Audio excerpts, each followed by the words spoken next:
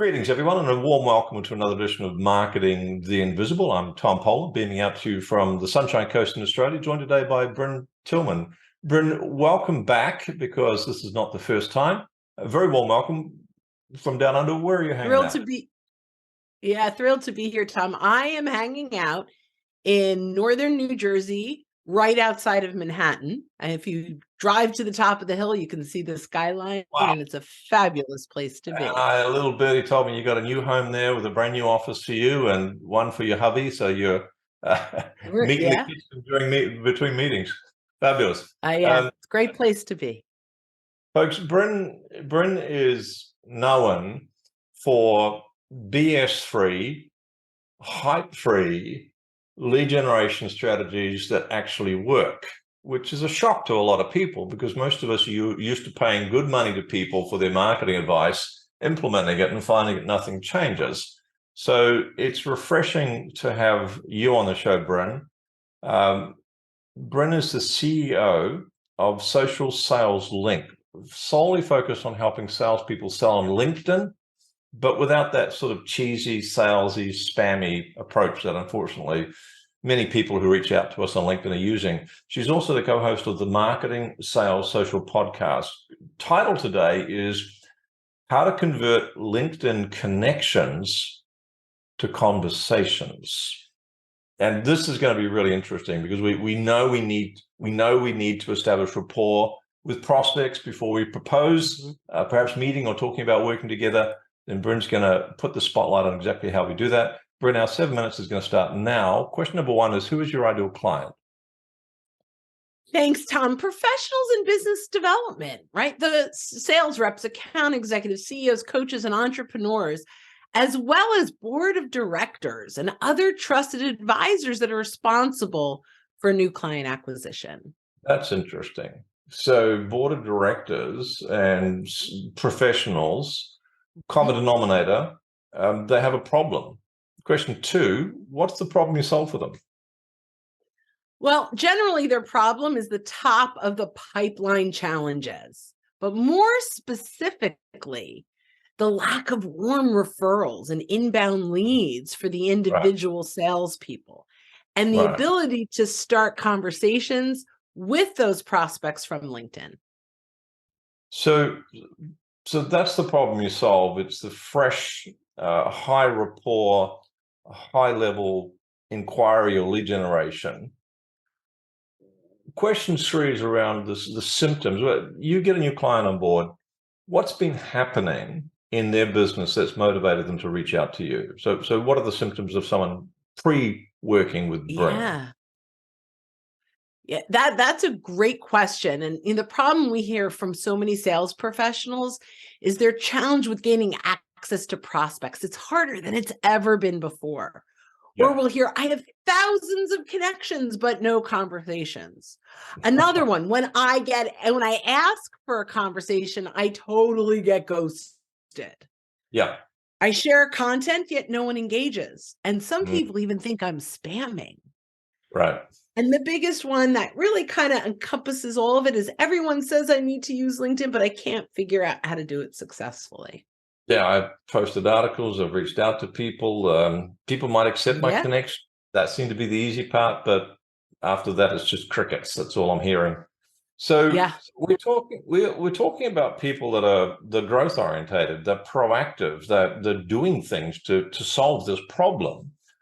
And clearly they're not getting traction. So question four, and just 4.5 minutes left. What would you say are the common mistakes that your clients made prior to working with you? Oh, there's so many. First, your profile is self-centered or resume, not value-centric or resource. Number two, your sales. So you connect and pitch, and that's a bait and switch, and that will repel your prospects. The biggest one, the most common one, even I do this too much, is connect and forget. We have thousands of connections, yet we're not going back. We're net new all the time. We're not going back and taking inventory and engaging with the people we're already connected to. Random acts of social. I have no I don't have templates. I don't have a plan. I just kind of show up and do stuff. Right. Sharing topics. Your content is around topics you care about, not topics that your prospects want to consume. And the number one that I see, and this is the easiest way to use LinkedIn to start conversations, is that they're not leveraging their existing network, their clients, their referral partners, their networking partners to get introductions or permission to name drop. Right. So there's a good list there indeed. So I think now we've got people's attention. So let's flip it. Question 4 is around a valuable free action. It's kind of like a top tip that it's not going to solve the whole problem, but it might get them one step in the right direction. 3 minutes left. Okay. Connect with every single one of your clients and every single one of the influencers inside of those client organizations. Then search their connections and identify 20, 25 people that you want to meet that each of them know.